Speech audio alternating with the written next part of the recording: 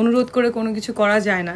আপনারা খান সাহেবকে কেন প্রশ্ন করেন না? শাকিব খানকে একটু প্রশ্ন করবেন। আমি বেশি বেশি করে আরো সেলফি দিব, আরো অনেক সেলফি আসতেছে আপনাদের জন্য, আরো অনেক ভিডিও আসতেছে। আমাকে একটা প্রশ্ন করা হচ্ছে শাকিব খানকে নিয়ে, ছবির রহস্য কি? কেউ বলছে এডিট করা, আবার কেউ লিখছে যে আমি অনুরোধ করে সেলফি তুলেছি।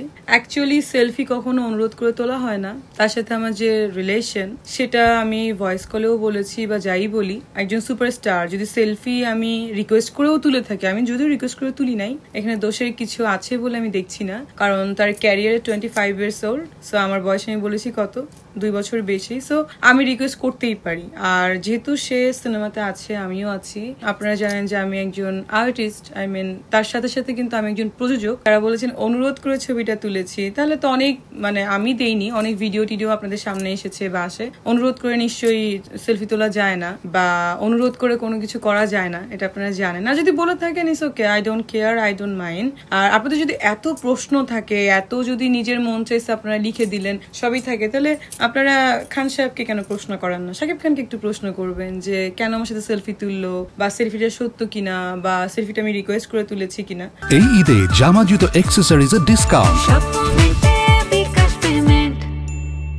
আর এত যখন আপনারা বললেন যে আপনারা স্পেশাল সূত্র জানতে পেরেছেন, সো স্পেশাল সূত্র আপনাদেরকে তাহলে বলে নাই যে কি হয়েছে বা কবে যাই কি না যাই। তো স্পেশাল সূত্রের কাছে আপনারা যদি জানতে চান, নিশ্চয়ই সবই জানতে পারবেন। আমার কি মনে হয় জানেন, আপনারা হয়তো বা যে যারা লিখেছেন তারা কারোর অনুপ্রেরণায় লিখেছেন, নয়তো বা তাদের আমাকে পার্সোনালি পছন্দ না। আর আমি যতটুকু জানি যারা লিখেছে তাদের সবাই সাথে আমার খুবই গুড রিলেশন। পছন্দ না, আমার ধারণা আপনাদেরকে দিয়ে লিখিয়ে। সো আমার কথা হচ্ছে, সাংবাদিক আপনারা লিখতে পারেন, সো আই ডোন্ট মাইন্ড। আমি চাই আমাকে নিয়ে বেশি বেশি লেখেন। আপনারা না লিখলে কিন্তু নেগেটিভ হোক পজিটিভ হোক আপনারা লিখতে থাকবেন, ঠিক আছে? To be continue. অনেক অনেক ভুল লিখেছেন এর আগে, I don't mind, never mind, আবারও লিখতে পারেন, ইটস আপ টু ইউ। আর এই যে ঈদ আসছে না, ঈদে নিজের মনের পশুটাকে কুরবানি করেন, কারণ মানুষের নামে লিখলেই বা মানুষের সাথে শত্রুতা আমি করলেই অনেক বড় হওয়া যায় না। আলহামদুলিল্লাহ আমি অলওয়েজ ভালো আছি, বাট আমি যে লেভেলে আছি বাই বার্থ, আমি যেরকম আছি এরকমই আছি, এটা প্রাউড ফিল করে বলার কিছু না। আমার লেভেলে পৌঁছাতে গেলে সাধনা করতে হবে।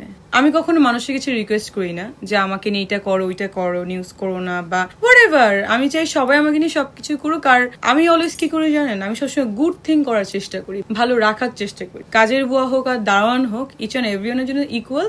সো আমি কোনো পার্সনের কাছে কোনো রিকোয়েস্ট করি না, কোনো কিছুই করি না। আমি জানি যে আমার আল্লাহ আমাকে অনেক ভালোবাসেন, আমার সৃষ্টিকর্তা, সেই আমাকে সবকিছু দিবেন। সো আপনারা লিখতে থাকুন, আরো বেশি বেশি করে লিখবেন, আর আমি বেশি বেশি করে আরো সেলফি দিব, আরো অনেক সেলফি আসতেছে আপনাদের জন্য, এবং আরো অনেক ভিডিও আসতেছে, ঠিক আছে? সেটাও বললেন যে অনুরোধ করে করেছিলাম।